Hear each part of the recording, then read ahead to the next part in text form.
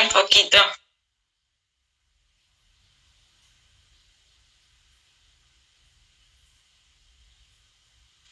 Ahí se cortó, no te escuché lo último, se relajó un poco. Se relajó un poquito toda la situación, pero todavía se mantiene muy estricto la idea de que está prohibido estar en contacto con otros seres humanos. Por esto de que Merkel llamó la atención porque no cumplía el distanciamiento social. Bueno, están todos preocupados porque en la medida que se relaja un poco todo, bueno, nadie sabe exactamente qué es lo que va a pasar. Claro. Un poco lo que pasó ayer en España o en California, como que apenas se dio un poquito de rienda suelta, estalló todo. Exactamente, sí, sí, nadie sabe, están todos experimentando en vivo la mejor manera de ir relajando un poco. ¿Y vos ahora dónde estás? ¿Estás caminando yendo a tu estudio o a dónde? No, ahora simplemente estoy caminando, no voy a ningún lado, simplemente me mantengo en movimiento. ¿Y está permitido? Nadie pide documentos ni nada, se puede caminar, como me contabas. Acá está permitido que salgas a hacer ejercicio, que salgas a caminar, se entiende que hace bien a la psiquis, entonces eso está permitido. Por otro lado, la ciudad, a diferencia, por ejemplo, de Buenos Aires, es una ciudad muy abierta y muy amplia, donde sí, es bastante común estar en la calle y no cruzarte con nadie igualmente, cosa que en Buenos Aires sería imposible, o en grandes ciudades, México, New York, ya. ¿Y qué estás haciendo? ¿Cómo estás pasando la cuarentena? ¿Cómo estoy pasando la cuarentena? A ver, intento caminar mucho, que es la forma que tengo de mantener mi equilibrio mental. Y a través del teléfono hago toda la parte de oficina de mi trabajo mientras camino. Entonces ahí en Berlín hay buena conectividad, con lo cual, nada, me voy, o sea, si camino más o menos 10 o 15 kilómetros, enseguida estoy como en el campo o en una montaña y hago la parte de oficina se hace desde ahí. Buenísimo, ahí se sumó Julia Converti y muchos amigos que se están sumando. ¿Y estás con algún proyecto ahora? Con un proyecto, sí, estoy con un proyecto que se llama Estrategias de Regeneración, que son una serie de esculturas que dan refugio a aves migratorias a lo largo de distintos estadios en su camino. ¿Y dónde harías estas esculturas? ¿En Alemania? ¿En dónde estarían emplazadas? En estos momentos estamos empezando con una en el estrecho de Gibraltar, y después seguramente en algún sector de campo de acá. Todavía no tenemos específicamente la locación exacta. Pero se pueden hacer ahora, la de Gibraltar, durante la pandemia. No hay problema, ¿le están haciendo? Estamos empezando, sí, todavía no está en proceso de construcción, estamos conversando de cómo se va a hacer y suponemos que va a empezar en algunas semanas. ¿Y ahí qué tipo de aves van a poder ingresar o cómo va a ser el sistema? A ver, las esculturas están básicamente en lugares inaccesibles, o sea que son para pájaros. La idea es que van a tener una serie de cámaras donde vos vas a poder estar adentro de los nidos y ver lo que está sucediendo en ese proceso, desde tu computadora o bien desde una sala de un museo. ¡Qué lindo! Me encantó la idea, muy buena. ¿Y en qué países por distintas zonas va a haber este tipo de estructura? Bueno, ahora estamos trabajando con una serie de biólogos para ver exactamente cuál debería ser el camino, depende de la especie. Entonces, teníamos ganas de también armar una especie de camino en Argentina, en Patagonia, empezando en Patagonia, pero es un proceso que recién está empezando, un proceso de investigación. Ah, perfecto. ¿Y lo haces vos con un equipo de artistas o con un equipo multidisciplinario? ¿Cómo es, Charly? Ahora estamos en conversación con el Instituto Max Planck, con un área que es de migración de aves. Sí. Y bueno, la idea es involucrarlos a ellos y distintos artistas que están en distintos lugares para que cada uno vaya construyendo a partir de ciertas ideas madre, que cada uno puede desarrollarlas en su propio criterio, si se quiere. Buenísimo. Después, cuando esté más avanzado, seguimos hablando de esto. Y vos hablaste de la Patagonia, ahí también va a haber alguna estructura. En principio sí, o sea, todavía no tenemos definidos, digamos, los lugares exactos. Va a ser parte del proceso. La idea es un poco abrir el trabajo para que a lo largo de este camino migratorio distintos artistas que están de alguna manera o con estudios o con campos o con una isla o que están en ese camino puedan desarrollar este trabajo. Genial, genial. Y yo te quería preguntar por tu experiencia, porque en tu trabajo has tenido momentos de mucha soledad y aislamiento, como cuando estuviste en Upernavik, pero también te quería preguntar por la Antártida, que antes de ese viaje estuviste en la Antártida. ¿Cómo fue eso? A ver, esto es... el proyecto funciona bajo el nombre de Después del Final. Sí. Y el proyecto se hizo en Groenlandia, en Upernavik, pero su origen es en la Antártida. Nosotros viajamos con un pequeño grupo integrado por Leandro Pérez y Miguel Mitlach a la base Marambio y estuvimos haciendo las primeras investigaciones ahí en Antártida. Yo no estuve muy contento con lo que encontré en Antártida, porque de alguna manera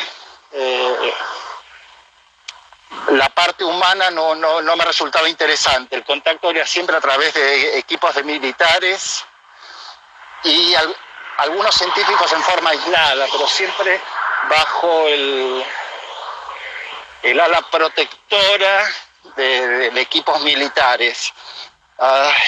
Y la verdad es que no me sentí cómodo, con lo cual al año siguiente decidí cambiar el eje que había sido inicialmente trabajar en Antártida y pasar al Polo Norte, donde suponía que iba a poder trabajar con tribus de esquimales, de población inuit. Sí. Eso es un poquito, digamos, cómo es el origen en la Antártida. En la Antártida habremos estado una semana aproximadamente.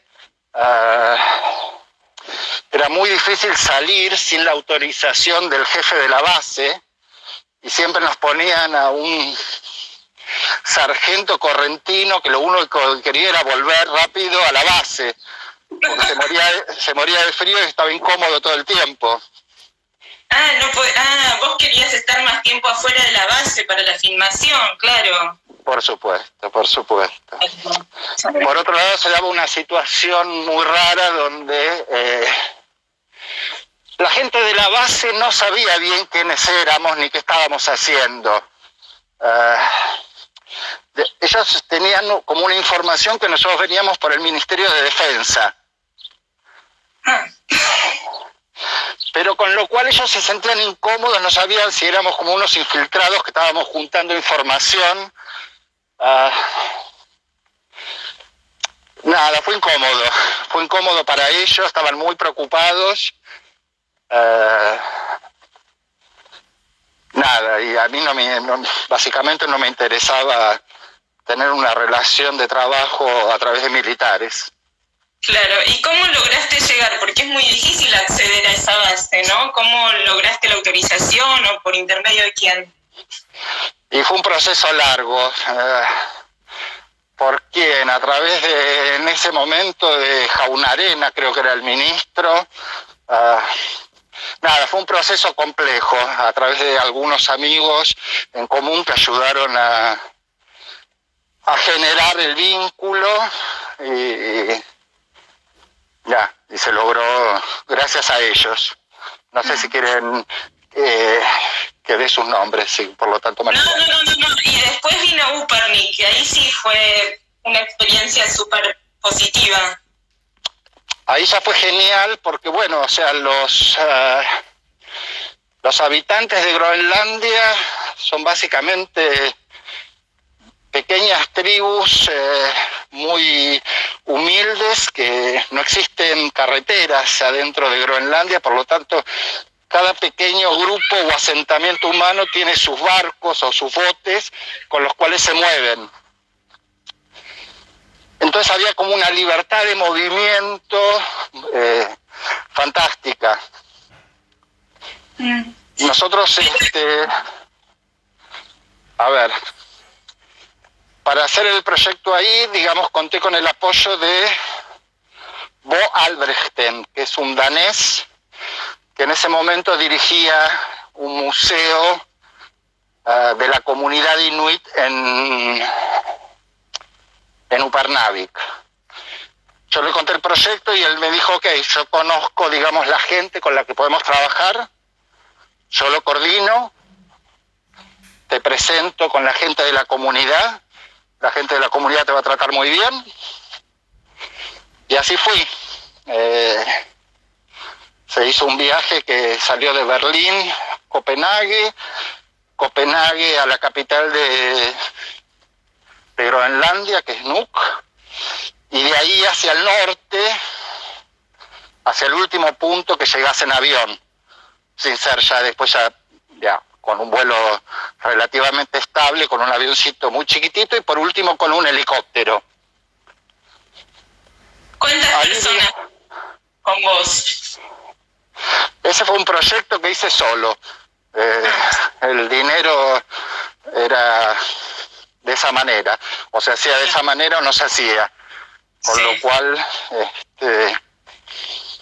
no todas las partes del proyecto las hice yo con el equipo que armé allá, que fueron 3 pobladores de la comunidad inuit y Bob Albrechten coordinando un poco todo. Y ahí pasaste tiempo solo, sin ninguna compañía, aislado totalmente, ¿no? ¿Cómo fue eso? Upernavik es una pequeña isla que forma parte de una serie de 12 asentamientos que viven muy aislados. La única forma de conexión que tienen entre unos y otros son o a través de un helicóptero que viene una vez por mes o con sus pequeñas embarcaciones. Pero el mar suele estar congelado gran parte del tiempo, o sea que ahí ya se pasa a trineos. Son poblaciones que viven en una muy solas, ¿no? Una isolación muy fuerte. Cuando yo llegué a Upernavik, el gran problema que teníamos era coordinar con los pobladores para trabajar. Y solamente en el mes que yo estuve viviendo ahí me dieron 2 días. Pero esos 2 días estaban con 15 días de diferencia uno de otro, por ejemplo, y nunca se sabía cuándo iba a ser el momento donde me iban a pasar a buscar, que me dijeran, ahora, con el bote, vamos. Entonces yo tenía una pequeña casa y tenía que esperar ahí a que me dieran la señal. Le contamos a los amigos que se suman que nos está contando Charly cómo estaba esperando en su casa para ir a filmar en los témpanos. Te tenían que dar el ok del clima, ¿verdad? Que estuviera todo perfecto. En realidad no era tanto del clima, sino que la gente de la comunidad tenía sus distintas ocupaciones y que todos dijeran, bueno, es ahora el momento donde podemos ir todos. Ah, ok, perfecto. Entonces ahí tenías que esperar en esa casa solo. Esa es una casa de madera, en medio de la punta de la isla, rocosa. Esto fue en julio, ¿sí? Con lo cual había luz todo el día, con las temperaturas clavadas en 0, pero luz permanente. Entonces, bueno, había que estar ahí, esperar simplemente. Las ventanas no tenían nada para tapar, con lo cual yo había encontrado almohadas y ponía distintas almohadas tapando las ventanas como para intentar dormir, ¿no? Obviamente después de... Sí, eventualmente sí. Obviamente en un momento perdés noción de en qué momento estás viviendo del día, lo cual es como una enfermedad mental, pero bueno. ¿Y la comida cómo era? ¿Cómo te abastecías de alimentos ahí en ese tiempo? Ok. Upernavik debe tener, no sé, 70 casitas o 60 casitas. Y junto con ese vuelo que llega en helicóptero, llegan provisiones a la despensa. En esa despensa es donde pasa todo en el pueblo. Se venden desde armas y municiones hasta comida, ¿ya? Entonces nada, se iba allí, se compraba algo de comida, una botella de whisky, y a esperar, ¿sí? Con mucha disciplina, esperar el momento agazapado. ¿Y ahí conectividad de internet, cero? No, no había nada de conectividad de internet, no había. ¿Cuánto tiempo estuviste con el whisky, sin internet, sin redes, esperando que vinieran los inuits a buscarte? Bueno, o sea, fue un mes, o sea, dentro de ese mes hubo 2 días donde me vinieron a buscar. Lo que pasa es que todo el tiempo sucedían cosas especiales. Uy, se cortó ahí un segundo. Ahora retomamos.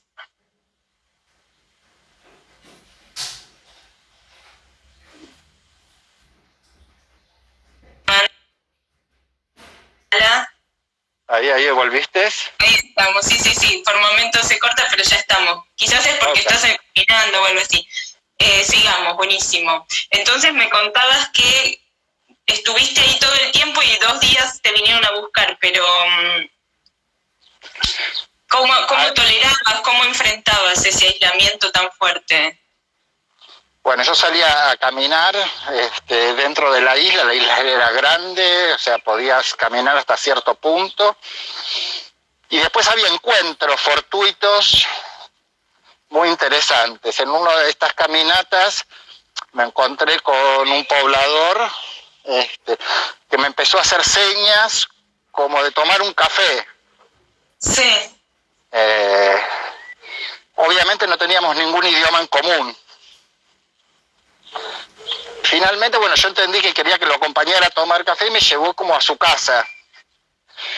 Pero después cuando me llevó a su casa de madera, era como que no tenía las llaves o no. Entonces en un momento había que entrar por la ventana. ¿Sí? Entramos por la ventana, una situación bastante rara. ¿Sí? Y en el living de su casa tenía fotos de su familia y de alguna manera me da a entender que habían muerto hacía muy poco con un bote que se dio vuelta, que es algo que le sucede relativamente a menudo. Entonces, bueno, se puso a llorar. Pero era una situación bastante especial, ¿no? Por la falta de idioma en común. Y todo lo que yo entendía o él entendía era, bueno, bastante relativo. Después en un momento me empieza a contar la historia de que él había matado hace muy poquito un oso polar que se había metido en el pueblo. Obviamente cuando entra un oso polar al pueblo es un momento de peligro para todos. En un momento se va como a un cajón y saca una pezuña de oso polar con pelos y carne y sangre. Y ese es su regalo hacia mí, que todavía la conservo. Qué fuerte, qué fuerte. Porque fue una charla toda con gestos, básicamente, ¿o no? 100%, o sea, él hablaba ya, en su lengua, yo hablaba en la mía, no había... Sí, eran gestos, básicamente, y ganas de entenderse. Pero tenía ese elemento tan importante, esa pezuña, ¿no? Que simboliza que salvó al pueblo de algún modo, ¿no? Bueno, o sea, de alguna manera él era como un héroe por haber salvado al pueblo. Obviamente ahí, digamos, cuando salen a caminar, o sea, no hay calles, sino que es unas pequeñas calles como de hielo entre las casas. Sí, bueno, es como eso, bastante peligroso. Bueno, esto estableció una relación fuerte con esta persona, ¿sí? Y hay una característica de esas casas, es que la puerta siempre está abierta. No existe la idea de cerrar la puerta. O sea, la puerta está cerrada, pero la gente simplemente pasa por ahí, abre la puerta y entra. ¿A cualquier casa? A cualquier casa, sí. Sí, sin que lo invites, o ya, era como natural. Entonces esta persona empezó a pasar, simplemente en algún momento del día pasaba, abría la puerta y entraba, y se sentaba en la mesa, y tomábamos whisky callados. Ese fue mi contacto humano, o sea, profundo con alguien que no era del equipo con los que estábamos trabajando, ¿no? Un poblador. Claro. Y aparte habías viajado solo, ¿y sentiste en algún momento demasiada soledad o algún punto que pensaste que no ibas a tolerar tanto aislamiento?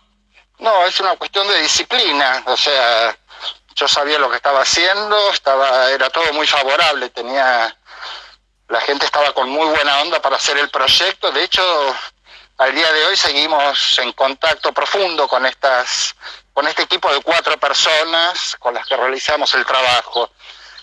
Entonces era, bueno, disciplina, leer